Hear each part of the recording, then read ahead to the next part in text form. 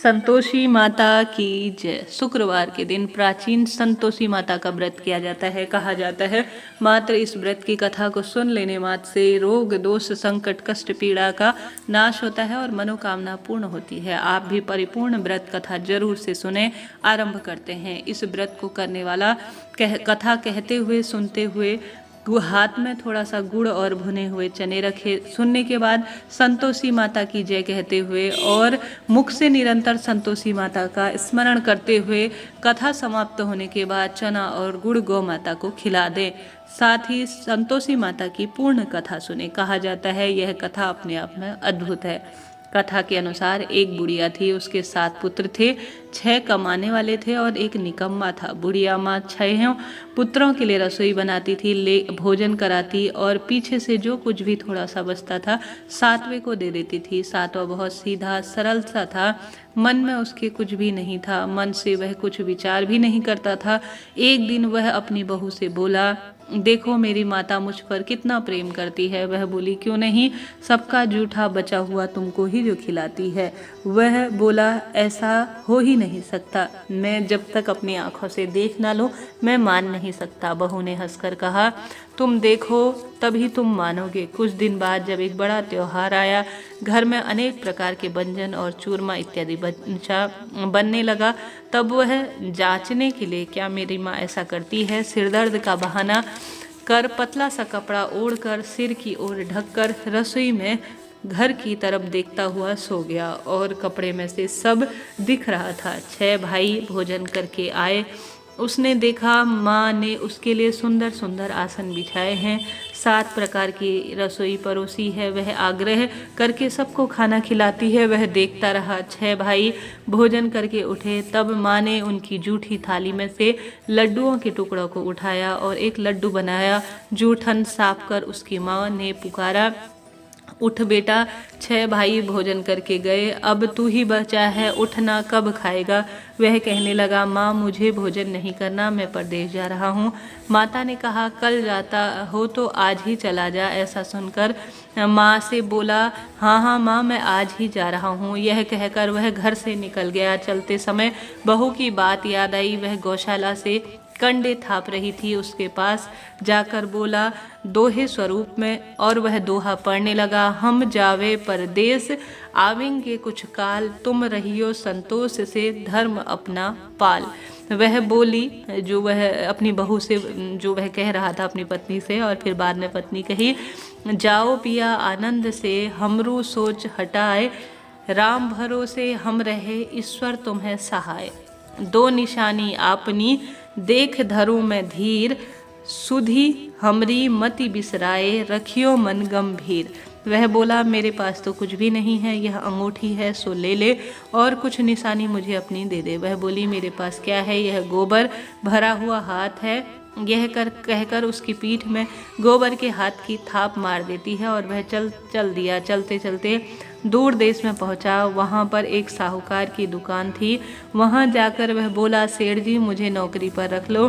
साहूकार को ज़रूरत थी तो उसने साहूकार को नौकरी पर रख लिया। उसने पूछा, सेठ जी कितने पैसे मिलेंगे? तो साहूकार ने कहा, काम देखकर दाम मिलेंगे। उसे साहूकार की नौकरी मिल गई। वह सवेरे 7 बजे से रात तक काम करने लगा। कुछ दिन में दुकान का लेन देन, हिसाब किताब, ग्राहकों को माल बेचना, सारा काम धंधा संभालना।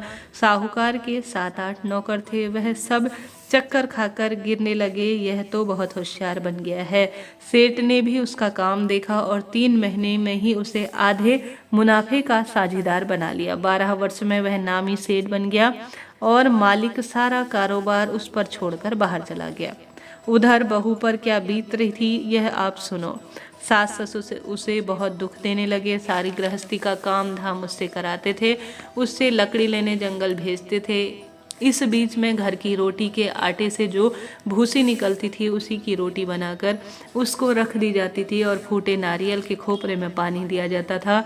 इस तरह से दिन बीत ही रहे थे कि एक दिन वह लकड़ी लेने जा रही थी कि रास्ते में बहुत सारी स्त्रियां संतोषी माता का व्रत करती हुई दिखाई दी। वह वहां खड़ी होकर कथा सुनकर बोली, बहनों, तुम किस देवी देवता का व्रत कर रही हो और इनको करने से क्या फल मिलता है? इस व्रत के करने की क्या विधि है? यदि तुम अपने आप से यह व्रत का विधान मुझे समझाओगी तो बड़ा एहसान मानूंगी। तब उसने यह एक स्त्री बोली, सुनो, यह संतोषी माता का व्रत है। इसके करने से निर्धनता दरिद्रता का नाश होता है, लक्ष्मी आती है, मन की चिंताएं दूर होती है, घर में सुख समृद्धि होने से मन को प्रसन्नता और शांति मिलती है। निष्पुत्र को अर्थात जिसके पुत्र नहीं होता उसे पुत्र का वरदान मिलता है। पति बाहर रहता है तो शीघ्र आता है। कुंवारी कन्या को मनपसंद वर मिलता है। राजद्वार में बहुत दिनों से मुकदमा चल रहा है तो वह खत्म होता है। कलह कलेश की निवृत्ति होती है, सुख शांति होती है। घर में धन जमा हो तो पैसा जायदाद का लाभ होता है, रोग दूर होते हैं तथा और भी मन में जो कामना हो इस व्रत को करने से संतोषी माता पूर्ण कर देती हैं। इसमें कोई संदेह नहीं। वह पूछने लगी, यह व्रत कैसे किया जाता है, यह भी बताओ तो बड़ी कृपा होगी।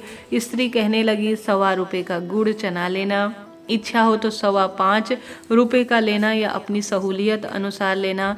बिना श्रद्धा और प्रेम से जितना भी बन सके आप गुड़ चना ले लेना। 5.25 पैसे से ज़्यादा अगर शक्ति हो तो वह भी आप ले सकती हैं। हर शुक्रवार को निराहार रहकर कथा कहना सुनना, इसके बीच में कभी क्रम ना टूटे इस बात का ध्यान रखना। लगातार नियम का पालन करना।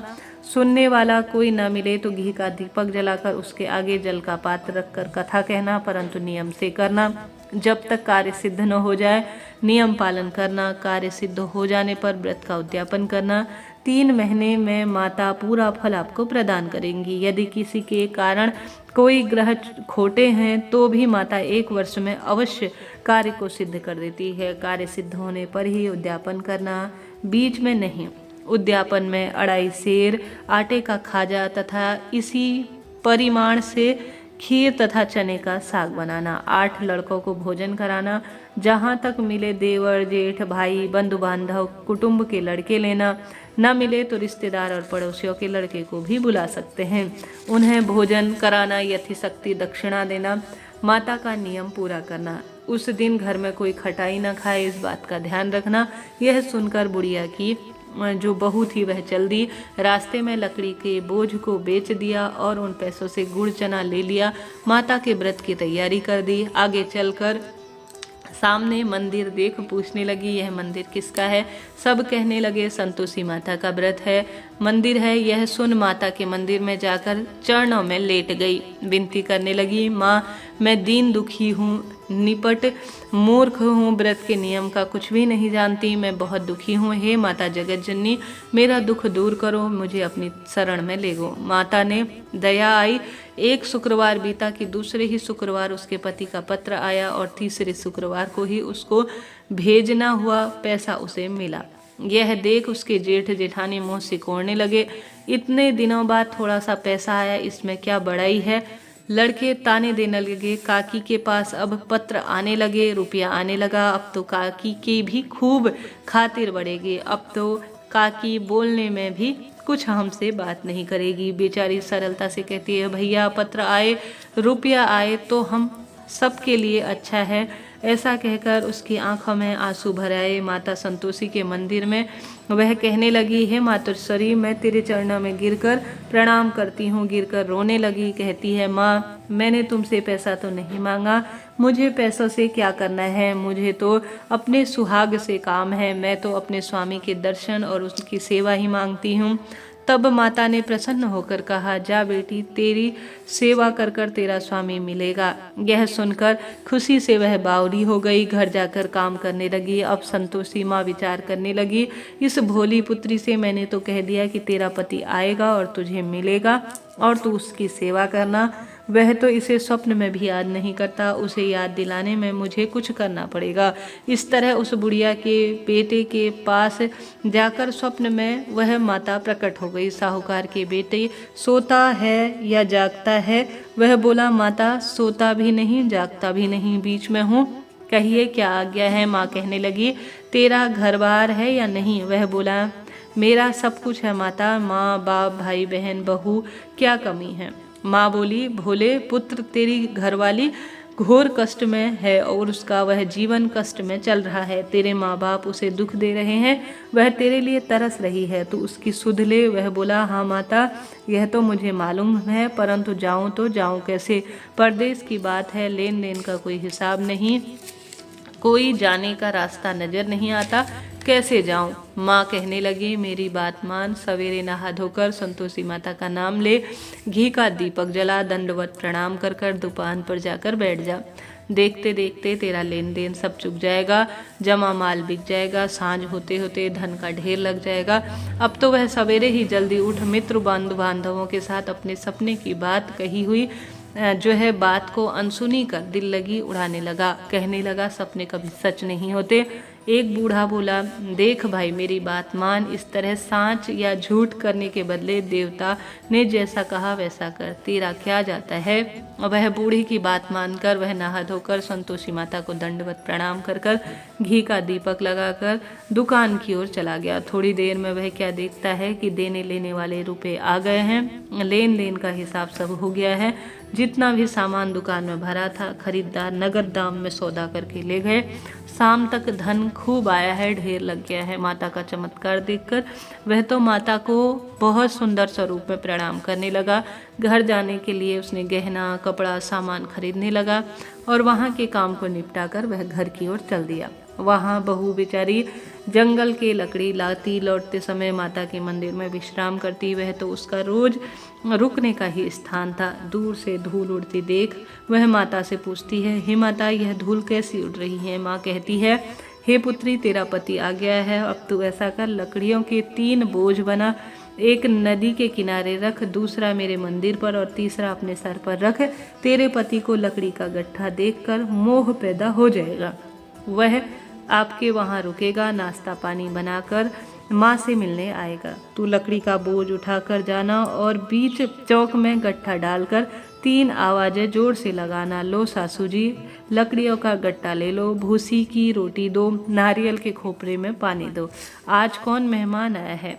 माँ की बात सुनकर वह बहुत अच्छा माताजी कहकर प्रसन्न होकर प्रफुल्लित मन से लकड़ियों के 3 गट्ठे ले आई। एक लकड़ी का गट्ठा नदी पर, एक माता के मंदिर पर रख दिया। इतने में वह मुसाफिर भी आ गया। सूखी लकड़ी देख उसकी इच्छा हुई कि अब यही निवास करते हैं और भोजन बनाकर खा पी कर गाँव की ओर चल देंगे।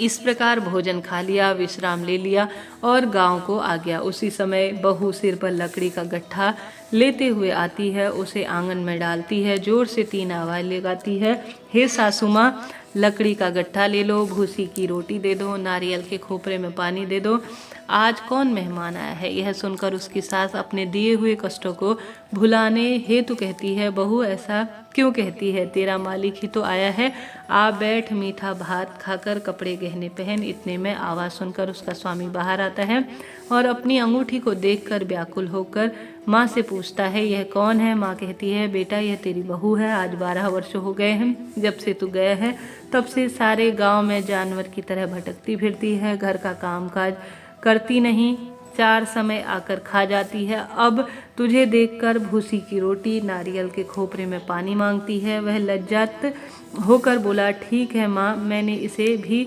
देखा है और तुम्हें भी। अब मुझे दूसरे घर की चाबी दो, मैं तो उसी में रहूँगा। तब माँ बोली, ठीक है, जैसी तेरी मर्जी वैसा कर।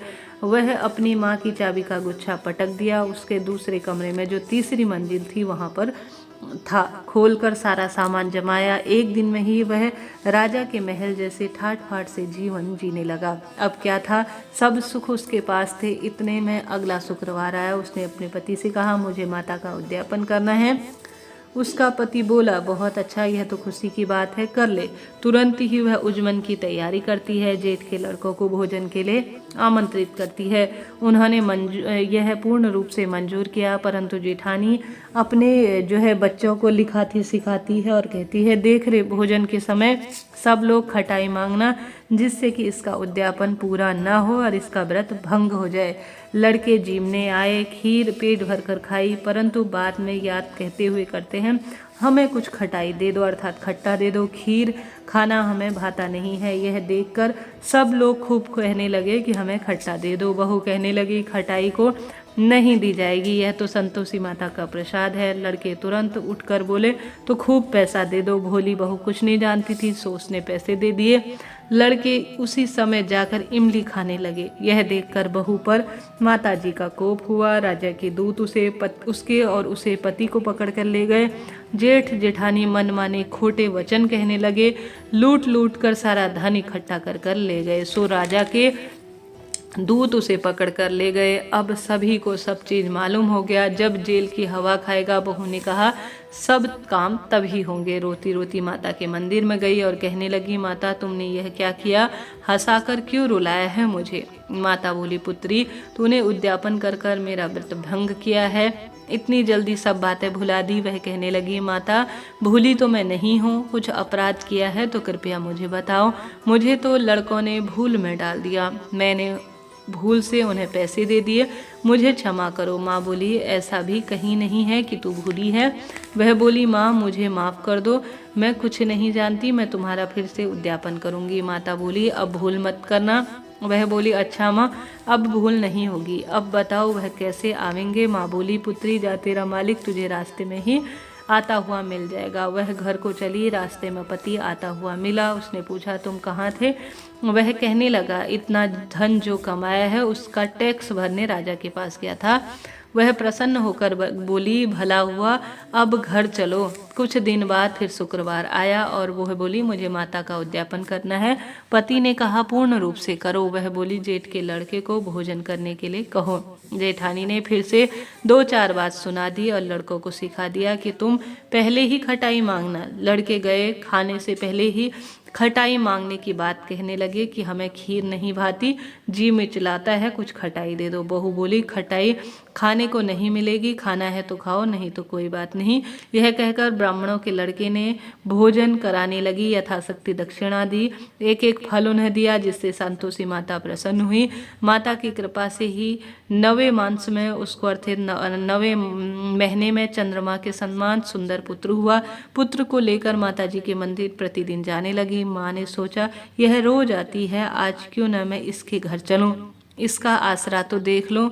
यही विचार करते हुए माता ने भयंकर रूप बनाया। गुड़ और चने से सना मुख, ऊपर से सुंड समान होंठ, उस पर मक्खियां भिन भिना रही थी। दहलीज पर पांव रखते ही उसकी सास चिल्लाई, देखो रे कौन चुड़ैल डाकिनी आ गई, लड़कों इसे भगाओ नहीं तो किसी को खा जाएगी। लड़के डरने लगे, चिल्लाकर खिड़की बंद करने लगे। बहू रोशनदान से देख रही थी, प्रसन्नता से पगली होकर चिल्लाने लगी, यह तो मेरी माता है जो मेरे घर आई है। यह कर कर बच्चे को दूध पिलाने से हटाती है और सास का क्रोध फूट पड़ा। बोली, देखो इस रांड को कि देखते ही कैसे उतावली हो रही है, बच्चे को दूध पिलाते हुए ही पटक दिया। इतने में माँ के प्रेम प्रताप से जहाँ देखो वहाँ लड़के ही लड़के नजर आए। बहू बोली, माँ जी, मैंने जिनका व्रत करती हूँ यह वही माँ है, इनका नाम संतोषी माता है। इतना कहकर झट से सारे घर के किवाड़ खोल दिए।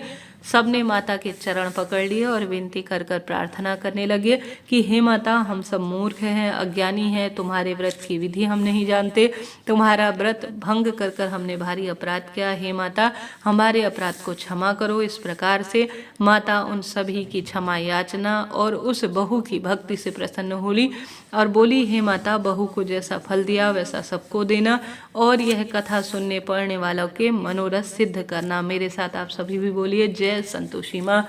आपने संतोषी माता की सुंदर व्रत कथा सुनी, आपका धन्यवाद और आभार। आपका जीवन में खूब कल्याण हो, यही प्रार्थना करते